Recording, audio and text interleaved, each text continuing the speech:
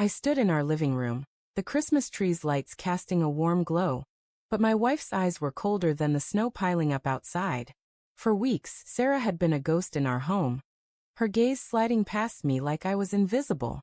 That night, as I clutched a small, velvet box, her sudden smile when I offered it felt like a knife twisting in my chest. We'd been married 7 years, our love once a wildfire that warmed every corner of our lives. Sarah's laugh used to fill our small apartment, her touch a steady anchor through my long hours as a paramedic. But this past year, something shifted. She stopped asking about my shifts, stopped leaving notes on the fridge, stopped reaching for my hand. At first, I blamed her new job at the law firm, late nights, endless emails. I'd come home to find her texting, her phone angled away, her face lit by a secretive glow. Work, she'd mutter, but her eyes wouldn't meet mine. I wanted to believe her, but doubt crept in like frost on a window pane. By December, the distance between us was a chasm. She'd spend evenings out with colleagues, her perfume lingering in the air long after she'd gone. I'd lie awake, the bed too big without her, wondering when I'd become a stranger in my own marriage. Then came the text I wasn't meant to see. I'd grabbed her phone to check the weather, and there it was, a message from Mark Esq. Can't wait to see you tonight. Same place. My stomach dropped, the words searing into my mind. I scrolled, my hands shaking, uncovering months of messages. Dinners, hotel rooms, promises of soon. Each word was a betrayal, carving out pieces of the life I thought we had. Christmas Eve was my breaking point. I'd planned to confront her, to demand the truth, but she barely acknowledged me, her eyes fixed on her phone as she sipped wine by the fire. Sarah, I said, my voice raw. What's going on with us? She shrugged, her lips tight, and turned away. The dismissal stung worse than any argument. I left the room, my heart pounding, and grabbed the gift I'd hidden.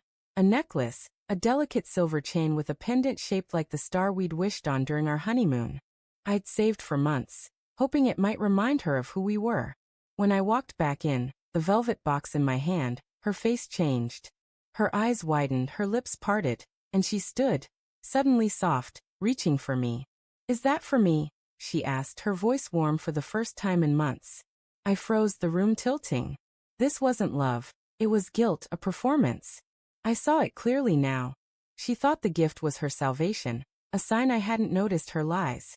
Who's Mark? I asked, my voice steady despite the storm inside me. Her face crumpled, the mask slipping. She stammered. It's not what you think, but her hands trembled, betraying her. The truth spilled out in fragments. She'd been seeing Mark, her boss, for 6 months. It started as late-night talks, then dinners, then more. She swore she still loved me, that it was a mistake, but her words felt hollow, like echoes in an empty house. I set the velvet box on the table, unopened, and walked to the door. I wanted to save us, I said, my voice breaking. But you broke us first. I left, the snow crunching under my boots, the cold air burning my lungs as I drove to a motel. The necklace left behind like a relic of a life that no longer existed. The days that followed were a blur of heartbreak and clarity. I moved out, found a small apartment, and started piecing myself back together. Sarah called, left voicemails filled with tears, but I couldn't go back. The trust was gone, shattered like glass underfoot.